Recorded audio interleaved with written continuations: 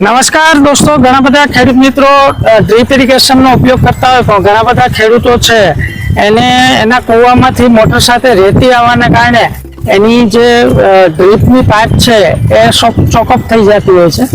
તો એના કારણે ઘણા બધા ખેડૂતો છે એ ડ્રીપ ઇરિગેશનનો ઉપયોગ કરતા નથી. પરંતુ આજે હું ભરતભાઈની વાડીએ છું. નમસ્કાર ભરતભાઈ. એને પોતે આધુનિક ખેડૂત છે. આપ જોઈ શકો એની બાજુમાં પ્લાસ્ટિક મલ્ચિંગમાં હવે એ લોકો શું વાવવું છે ભરતભાઈ? મારે કારેલી વાવવાની છે.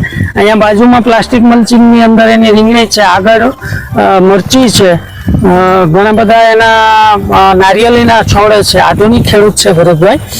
તો ભરતભાઈએ જે આ ડ્રીપ ઇરિગેશન કર્યું છે આમાં જે કંઈ નવું એને કર્યું છે કે એના ખેતરમાં એના જે બોર છે ને, બોરની અંદર ઘણી બધી રેતી આવતી હોય છે આ પ્રકારે. હવે આ રેતી તમે જોઈ શકો કે એટલી બધી જાડી છે કે ડ્રીપ ઇરિગેશન ચોકઅપ થઈ જાય.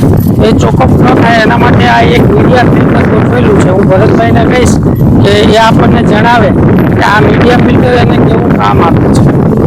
મારી માટે તો પેલું હતું એટલે મેં કોઈ પણ ખર્ચનો પણ બચાવ કર્યા વગર મેં આ ફિલ્ટર લગાવ્યું છે. અને આ ફિલ્ટર લગાવવાના ફાયદા એ છે કે આપણા અમારા અહીંયા દરિયાકાંઠાના વિસ્તારમાં પડ્યો ટૂંકમાં માટી બહુ આવતી હોય છે. એ માટી છે એ ડ્રીપ ઇરિગેશનની અંદર જાય નહીં, ડ્રીપ છે અમારી સંધાય નહીં.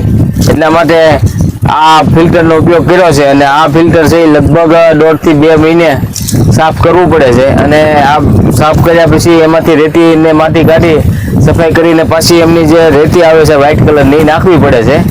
એ નાખ્યા પછી આમાંથી પાણી નાના ફિલ્ટરની અંદર જાય પાછળ, બરાબર. તો આમાં એક વખત ગળાઈ જાય અને બીજી વખત છે એ પેલા નાના ફિલ્ટરમાં જાય છે.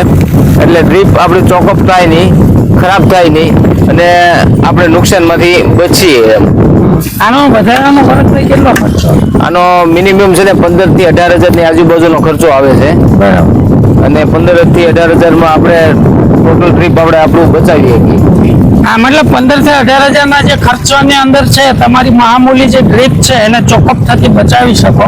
કારણ કે આ જે ટાંકી છે એની અંદર જે બોર અને કૂવામાંથી નીકળતી જે કંઈ રેતી અથવા માટી છે એ આમાં જમા થાય છે.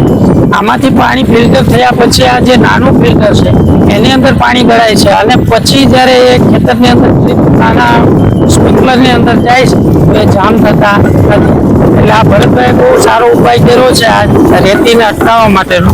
અને ભરતભાઈ આધુનિક ખેડૂત છે એટલે નવું કરતા રહીએ છે.